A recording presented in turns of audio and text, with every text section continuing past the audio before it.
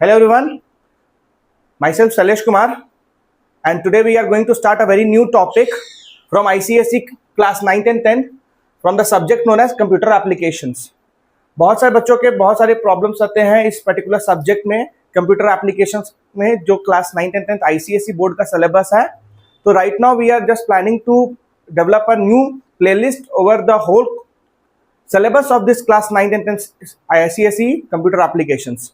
सो आज का video basically एक इंट्रोडक्शन वीडियो रहेगा जिसमें कि हम लोग कोर कॉन्सेप्ट को जानेंगे कि actually ICSE class 9th and 10th के जो जावा का सिलेबस है वो क्या कहता है. एक्चुअली जो सब्जेक्ट का नाम है बेसिकली वो मैं पहले प्रोनाउंस कर दूं, कंप्यूटर एप्लीकेशन, जिसका कोड है 086 एज पर ICSE, जिसमें बच्चों को हम लोग को जो पढ़ना है वो कौन सा कोर प्रोग्रामिंग लैंग्वेज है, वो जावा है. जैसा कि हम लोग क्लास 8 में पढ़ते हैं ICSE में, वहाँ पे बेस हमारा उतना स्ट्रांग नहीं हो पाता है, लेकिन एक सर्टेन जंप आता है क्लास 8 to 9 जिसमें हम लोग को इंस्टेंटली जावा में मूव करना पड़ता है. वो थोड़ा सा कुछ बच्चों को टैकल करने में प्रॉब्लम आता है, कुछ बच्चे कर लेते हैं, तो कोई दिक्कत की बात नहीं है. यहाँ पे हम लोग उस सारे चीज़ों को बाइलिंगुअल लैंग्वेज में समझेंगे. जावा का कोर कॉन्सेप्ट बहुत ही आसान है, कोई बहुत डरने वाली बात नहीं है. इसमें चीज़ों को स्टेप बाय स्टेप समझते जाना है और कोडिंग करते जाना है. इससे ईजी सब्जेक्ट, इससे ईजी चीज़ कंप्यूटर लैंग्वेज में कुछ नहीं है. बस चीज क्या है, समझना पड़ेगा, कॉन्सेप्ट लगाना पड़ेगा, प्रैक्टिस करना पड़ेगा. कोडिंग है तो बहुत ही आसान सा शब्द, but practice makes a man perfect. उस थ्योरी को लेकर के हम लोग आगे बढ़ते जाएंगे स्टेप बाय स्टेप, बहुत ही आसानी से. तो फिलहाल अभी हम लोग क्लास 9 का सिलेबस, क्योंकि बेसिकली जावा का सिलेबस जो class 9th and 10th ICSE ने डिजाइन किया है वो बहुत ही अच्छा ladder step by step method में है और क्लियर अप्रोच आपको देता है. लेकिन इसके कुछ फंडामेंटल्स है, आपको स्टेप बाय स्टेप चढ़ना पड़ेगा. बेसिकली क्लास 9 का सिलेबस, जैसे कि मैंने यहाँ पे पूरा डिटेल लिख दिया है, जो सिलेबस है वो स्टार्ट होता है concept of object oriented programming से. जैसा कि मैं आपको एक बार इंट्रोड्यूस करा दूं, जावा जो है वो एक fully object oriented programming language है, और उस ऑब्जेक्ट ओरिएंटेड प्रोग्रामिंग लैंग्वेज के पीछे का कुछ कॉन्सेप्ट है जो हमें इनिशियल स्टेज पे जानना पड़ेगा, जो कि इस पर्टिकुलर फर्स्ट चैप्टर में हमारा क्लियर हो जाएगा, जो कि है concept of object oriented programming, जिसमें हम लोग 4 principles of object oriented programming will be going to study, that is encapsulation, polymorphism, abstraction and inheritance. इन्हीं 4 प्रिंसिपल से आगे जाकर के हमारी कोडिंग जर्नी का शुरुआत होगी. After that will be going to learn about the introduction to Java, कैसे ये जावा कोडिंग इंडस्ट्री में आया और इसका क्या इंपॉर्टेंस है. इन चीजों को हम लोग जावा में इस पर्टिकुलर चैप्टर 2 में, इंट्रोडक्शन टू जावा में सीखेंगे. हालांकि ये दोनों ही एक ही चैप्टर में काउंट होते हैं, हालांकि पार्ट बाय पार्ट इनको डिवाइड कर दिया गया है, पार्ट ए पार्ट बी में. उसके बाद अगर हम बात करें तो elementary concepts of object and classes, very important. जब अगर हम बात करते हैं ऑब्जेक्ट ओरिएंटेड प्रोग्रामिंग लैंग्वेज की, तो उनमें 2 चीजें बहुत ज्यादा प्रोमिनेंट कही जाती है.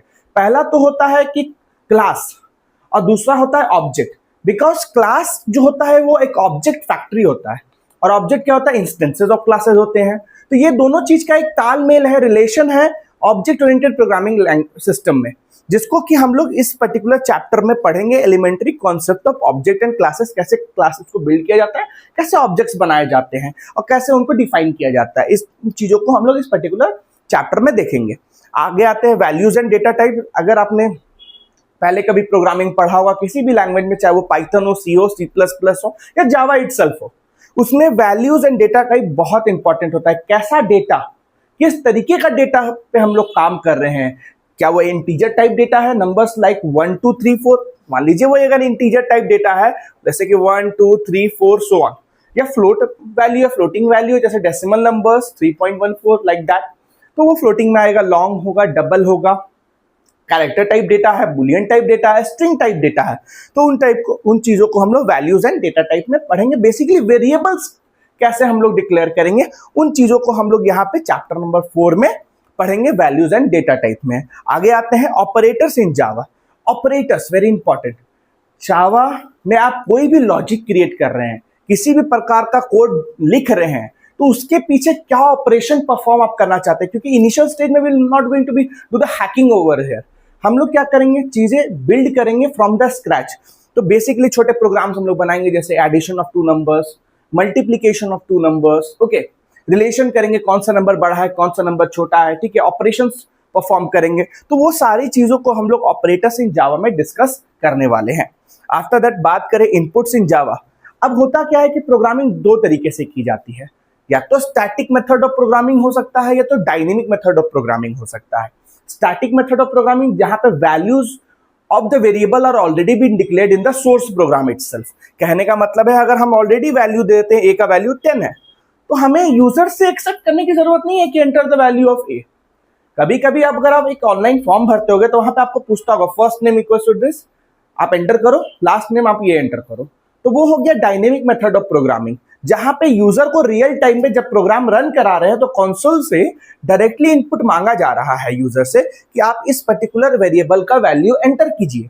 तो वो डायनेमिक मेथड ऑफ प्रोग्रामिंग के अंदर में आता है। हालांकि बहुत आसान है, कुछ नहीं, हम लोग इसमें बेसिकली स्कैनर क्लास का इस्तेमाल करते हैं जो कि यूटिल के अंदर में आता है। आफ्टरवर्ड्स अगर हम बात करें तो ये आती है मैथमेटिकल लाइब्रेरी। चलिए, बहुत सारे मैथमेटिकल ऑपरेशंस होते हैं, बहुत सारे मैथमेटिकल ऑपरेशंस होते हैं, तो जरूरी नहीं है कि हम लोग सारे का लॉजिक एक साथ बिल्ड करें ओवर हियर। ओके, जैसा कि पाइथन में भी हम लोग जानते हैं बहुत सारे लाइब्रेरीज होती हैं, पैकेजेस होते हैं जो हमें हेल्प करते हैं कोडिंग के लिए। उसी तरीके से जावा भी फुलफिल्ड है बहुत सारी लाइब्रेरीज से। इसके बारे में और डेप्थ में पढ़ेंगे हम लोग library classes in Java, class 10 का सिलेबस है ये, फिलहाल क्लास 9 में। मैथमेटिकल लाइब्रेरी मेथड्स, इसमें हम लोग उन लाइब्रेरी मेथड्स के बारे में बात करेंगे जो मैथमेटिकल ऑपरेशंस परफॉर्म करने में हेल्प करता है, जैसे square root, cube root, ceiling value, like that. Okay, we'll be learning about how to convert the radian into degree, degree into radian, trigonometric values. So ये हमारा पर्टिकुलर मैथमेटिकल लाइब्रेरी मेथड्स में count आएगा, ठीक है। After that बात करते हैं conditional statements in Java, very important condition. ये बात आता है, ये समझ लीजिए जावा का कोर्ट है, अदालत है। अगर ये हुआ तो ये होना वाला है, इफ एल्स, यदि, परंतु, किंतु, इन सारे शब्दों से मिल करके प्रोग्रामिंग करेंगे। मतलब कोर्ट में जजमेंट जो होगा वो कंडीशन बेस्ड पे होगा, ठीक है। इसमें जनरली इफ स्टेटमेंट्स आएंगे, इफ एल्स स्टेटमेंट्स आते हैं, इफ एल्स इफ स्टेटमेंट्स आएंगे और स्विच केसेस आएंगे, लाइक दैट। अब आते हैं इटरेटिव कंस्ट्रक्शन जावा। इटरेटिव का मतलब क्या होता है? रिपीटेशन। रिपीटेशन मतलब एक सिंगल ब्लॉक ऑफ कोड कितने टाइम्स रिपीट करेगा, वो इटरेशंस कहलाता है। तो अगर मान लीजिए एक पर्टिकुलर नाम को हमको 10 बार रिपीट करवाना है, happy birthday happy birthday happy birthday 10 बार, तो मुझे 10 लाइन ऑफ कोड लिखना पड़ेगा उसके लिए। एक तरीका तो ये हो गया। दूसरा तरीका, मैं उसमें इटरेशंस इस्तेमाल करूंगा, मैं उसमें लूप्स इस्तेमाल करूंगा। ओके, मैं उसमें फॉर लूप इस्तेमाल करूंगा, व्हाइल लूप इस्तेमाल करूंगा। एक सिंगल लाइन ऑफ कोड, जैसे कि मान लीजिए अगर मैं कोड करता हूं इस पर्टिकुलर थिंग को, तो मैं इसमें लिख सकता हूं for loop I starting from 1, I should be less than equals to 10 and I plus plus. इस तरीके से हम लोग कोडिंग करके एक पर्टिकुलर लाइन ऑफ कोड को 10 बार एग्जीक्यूट करा सकते हैं। ये due to the iterative construct, means looping statements के कारण। बात करते हैं नेस्टेड फॉर लूप, बहुत इंपॉर्टेंट है, यहीं पे बच्चे अटकते हैं। Nested for loop means a loop inside a loop. Nested का मतलब यही होता है एक लूप दूसरे लूप के अंदर पाया जा रहा है। चाइल्ड लूप बोलेंगे, एक पेरेंट लूप बन जाएगा, एक चाइल्ड लूप बन जाएगा। ये जनरली हम लोग इस्तेमाल करते हैं बिगर लॉजिक्स को जनरेट करने के लिए, पैटर्न जनरेशन के लिए, ठीक है। मजा आएगा, कोई दिक्कत नहीं है, चीजों को समझना है यहाँ पे। आफ्टर दैट लास्ट टॉपिक, जो कि जावा से थोड़ा हट के, कितना जावा पढ़ेंगे हम लोग, ठीक है, थोड़ा हट करके एक टॉपिक डाला गया है सिलेबस में। हालांकि ये स्कूलों में प्रोजेक्ट बिल्डिंग के लिए इस्तेमाल होता है, इस पर आपको प्रोजेक्ट बनाना रहता है, इस पर ICSE, कंप्यूटिंग एंड एथिक्स। इसमें basically cyber at crime, moral values, etiquette, netiquette के बारे में पढ़ना होता है। So this was all about the overview of the syllabus of class 9th। हम लोग धीरे धीरे सारा कंटेंट के ऊपर, स्लोली सारे कंटेंट के ऊपर वीडियोस आएगा और बहुत अच्छा रिच कंटेंट होगा। तो hope you are joining our community, please subscribe our channel to be a part of our YouTube channel, so that we'll be giving a little bit guidance in your education journey in class 9 and 10, जिससे आप अच्छे marks score कर सकें। अच्छे marks नहीं, बहुत ही अच्छा marks score कर सको। एटलीस्ट 100 मार्क्स का पेपर है तो we want 100 out of 100 in your theory paper. So शुरुआत से अंत तक बने रहिए और Please subscribe my channel and share it to your friends so that in the upcoming videos we'll be able to help you by our videos. Thank you.